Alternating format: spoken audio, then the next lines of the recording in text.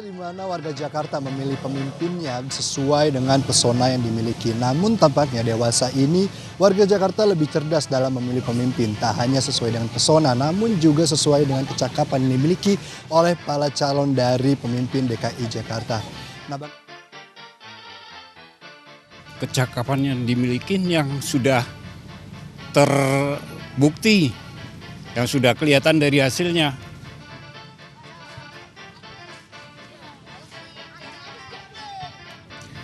Beberapa masyarakat kan tidak sepenuhnya tahu gitu figur sosok calon yang mau ikut di pilkada gitu. Terkadang mereka hanya menilai dari sosok luarnya aja gitu, pesonanya gitu.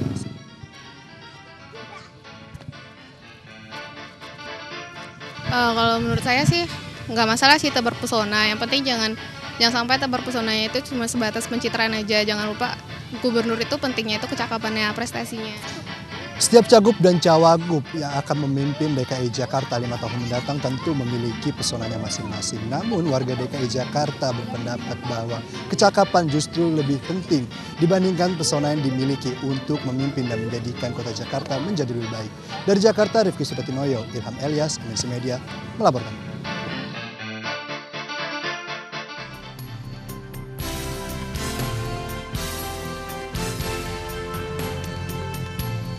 Ya, kita sudah dengar tadi apa yang menjadi komentar dari masyarakat. Tebar pesona tidak masalah, tapi yang penting adalah kecakapan dan juga prestasi. Hampir kita mulai satu putaran ya untuk segmen pertama. Mas Aryo sudah datang, selamat malam Mas Aryo. Terima kasih sudah hadir dari tim SES. Silakan. Oh ya. Dari tim SES Anies dan juga Pak Sandi, selamat malam. Ya, teman-teman semua. Iya, ini teman semua. Saya pikir saya salaman ditolak loh malam ini. Gimana, Silakan. Mbak? Satu suara loh. Satu suara. Ini yang menentukan suara loh. Saya kira tadi kita akan mulai satu putaran aja ini. Sudah kelihatan yang menang siapa. Ternyata enggak adil. Saya senang yang adil. Gitu ya. Walaupun ini mesti diperjelas. Yang Anies Sandi yang di sini ya. Oh iya. Bukan yang ini ya. Yang di sana pengamatnya. Oke, tadi kita sudah sempat bahas Mas Aryo ini kaitannya dengan bagaimana sih sebenarnya dari masing-masing pasangan calon ini untuk mengenalkan kepada masyarakat, kepada publik. Tadi komentar masyarakat tebar pesona sebenarnya tidak masalah. Tapi yang penting, lebih penting saya sepakat tadi sama Mas Hendri juga mengatakan yang mana prestasi, yang mana kewajiban. Begitu ya. Kita lanjutkan kembali, tadi saya sempat potong Mas Hendri kaitannya dengan saat ini untuk Pilkada 2017, apakah memang masyarakat Jakarta ini masih membutuhkan yang namanya buayan, janji, kemudian belusukan seperti yang dilakukan sekarang ini oleh masing-masing pasangan calon? Jadi ya itu tadi ya. 76% warga Jakarta bilang kalau masalah pilihan saya tentukan sendiri. Gitu. Yang lainnya ada nggak? Yang berpengaruh ada. Artis ada? Ada 1%. 1%? Pengaruhnya 1%. Oh, oke. Tapi kalau untuk bakal siapa yang dipilih, 76% itu udah pilih sendiri. Padahal sekarang berbondong-bondong untuk menggait artis atau menggandeng artis. Boleh-boleh saja, boleh. Nanti kalau nggak boleh saya dimarahin. Oh, iya. Artis kan. 54% diskusi politik dengan siapa? Dengan keluarga. Jadi kalau dari data itu, mau tidak mau tatap muka langsung, ini menjadi poin penting bagi setiap cawagup dan wagub. Gitu kan. Artinya itu cara yang paling mutlak, efektif sebetulnya. Efektif, mereka harus ketemu. Nah, tapi kan problemnya sekarang ada ribuan RT di Jakarta, 260-an kelurahan. Nah, ini kan mesti diatur-atur nih. Kapan harus ketemu? Kenapa? Karena bagaimanapun itu belusukan ini menjadi metode yang ampuh pada saat mereka saling bicara. Sumber informasi terpercaya pertama itu ya dari calonnya, gitu ya. Yang kedua dari media konvensional. Baru yang lain-lain macam-macam lah, ada dari buku dan lain-lain.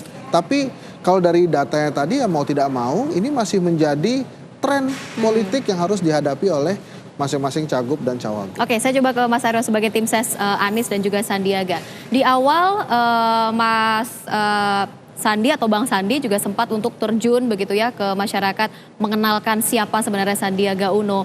Banyak yang mengatakan bahwa sebenarnya ini dari kalangan atas tiba-tiba terjun ke bawah. Banyak juga yang berpikiran negatif dan melihat sekarang Pak Sandi ini tidak seperti Pak Sandi pada umumnya begitu.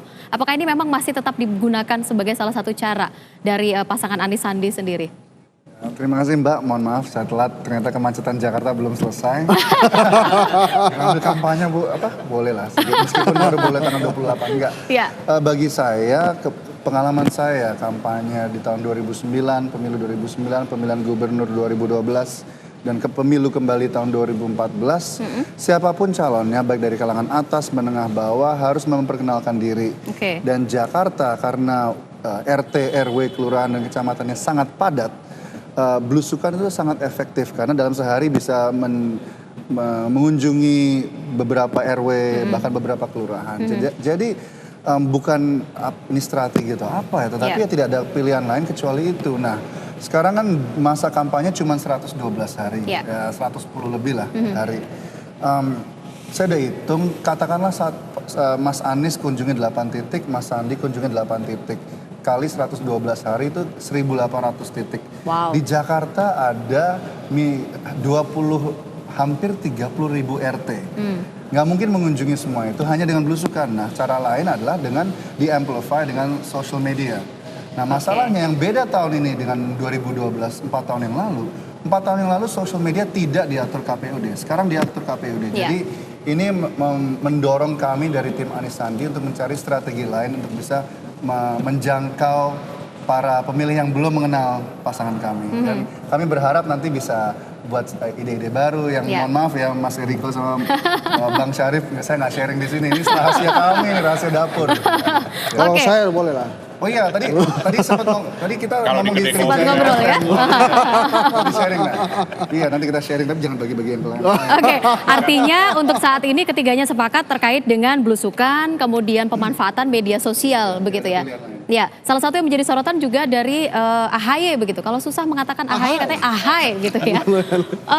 Mas Agus juga awalnya kita tahu sebagai seorang prajurit, kemudian tiba-tiba muncul sebagai seorang calon gubernur dengan gaya yang berbeda begitu. Seperti bukan Mas Agus sebenarnya, lompat ke pemilih begitu ya dengan gayanya sendiri. Apakah memang dibuat seperti itu atau? Ya, saya pikir itu tidak akan mungkin dilakukan apabila orang itu tidak terlatih, ya kan?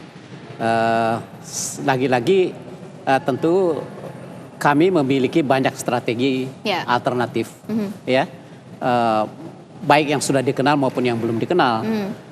Yang jelas partai pendukung, ada PKB, ada P3, ada PAN, Demokrat, semua jajaran itu memiliki komitmen dan memiliki strategi yang sama tentunya, yang menjadi satu kesatuan untuk diaplikasikan untuk melakukan sosialisasi bagaimana sebenarnya Jakarta ini pada intinya harus dibangun untuk kepentingan rakyat. Rakyat tidak boleh ada rakyat yang termarginalkan dalam membangun kota Jakarta. Nah, itu satu. Yang kedua, menjadi seorang gubernur itu kan sebenarnya salah satu visinya adalah membangun untuk kepentingan rakyat. Sehingga di dalam memerintah itu seharusnya tentunya adalah bagaimana mendengarkan rakyat. Ini yang paling penting. Nah, lagi-lagi saya katakan banyak strategi yang kami tentukan dan tentunya calon kami yang akan betul-betul terdepan untuk melakukan itu akan berinteraksi dengan masyarakat. Itu sudah pasti ya. Akan menyapa dengan masyarakat. Dan yang jelas tentunya adalah Jakarta ini harus dibangun untuk kepentingan rakyat. Kalau saya lihat dari Anies Sandi menggunakan media sosial cukup kuat begitu ya, cukup narsis dan juga cukup populer di kalangan masyarakat. Kemudian juga AHY dan Pok Silvi juga cukup kuat gini media sosialnya. Pak Ahok dan Pak Jarot narsis juga nggak nih dengan media sosial? Ini kan giliran. Oh iya, boleh. Saatnya menjawab. Begini Mbak, kalau saya melihat ya, dari tim sukses juga melihat, apa yang dilakukan oleh tim sukses yang lain, kurang lebih sebenarnya hampir sama. Tadi seperti tadi omongan-omongan kedai kopi lah, katakan begitu ya. Ini sebenarnya tidak ada sesuatu yang berbeda. Kalau katakan hanya kulit luarnya berbeda, itu sudah pasti. Dan kalau dilihat dari 112 hari yang masih ada, tadi Mas Aryo sudah sampaikan, 112 hari dikali ini dua pasangan, 224. Kalau satu hari bisa mencapai 4-5 RT, paling banyak 5 RT. Jadi sekitar 10, jadi kurang lebih ya sekitar 11.000, 12.000 RT dari 26.000 RT. Jadi paling hanya setengah. Nah, tidak mungkin akan menjangkau semua itu sudah pasti dengan sosial media, dengan lain-lain. Tapi satu hal, Jakarta ini di dalam lokasi yang 670 km persegi ini sangat terjangkau. Nah, pertama seperti itu. Kedua, masyarakat itu kan bisa melihat dari media televisi, dari sosial media, kemudian juga dari media cetak, bahwa seperti hasil survei, yang diinginkan masyarakat Jakarta itu jelas karakteristik pemimpin yang seperti apa. Berani, tegas, lugas, jujur. Semuanya punya loh, berani, tegas, lugas, jujur. Nah, tergantung. Oh, tergantung. Dari sudut mana. Tapi ada hal kedua. Track record. Nah, ini yang dilihat. Masyarakat Jakarta juga realistis. Saya tidak katakan bahwa sudah sempurna. Semua proses tadi seperti Mas Aryo sampaikan, karena keluar dulu dari Sindo Trijaya kembali lagi macet, kan begitu kan? Yang mau masuk di sini memang agak macet, Mbak. Itu hal yang normal. Tapi ini kan semua dalam on track. MRT sedang berjalan, LRT sedang berjalan. Nah, semua proses Transjakarta sedang berjalan sudah semakin baik. Tidak mungkin dalam sempurna, siapapun gubernur dalam 1-2 tahun juga tidak akan artinya akan masih selesai. ada PR Tetapi begitu. ini sebenarnya sudah menuju track yang benar. Nah, apakah masyarakat mau mengambil spekulasi dalam hal ini? Kita ingat bersama, Mas Henry kan juga harus nyampaikan hasil surveinya. Hampir 70% masyarakat di Jakarta puas. Nah, itu Mas mesti sampaikan. Oh ya, 70% kan? Ini jelas. Nah, Oke. kalau dari berdasarkan perhitungan yang ada, Mas Henry juga harus sampaikan secara jujur metodenya. Di seluruh daerah, pilkada, kalau sudah sekitar di angka 70%, itu kemungkinan besar, saya tidak katakan 100%, kemungkinan besar untuk menang itu sangat tinggi. Oke, sudah ada senyum-senyum begitu ya dari calon-calon yang lain. Kita akan bahas lagi pemirsa. Salah satu keuntungan petahana adalah bisa membuktikan begitu apa menjadi pekerjaannya, apakah memang itu menjadi benar sebuah prestasi atau memang itu adalah kewajiban yang harus dilakukan oleh seorang gubernur DKI Jakarta. Kita lanjutkan kembali di Toto-Totonya sesaat lagi.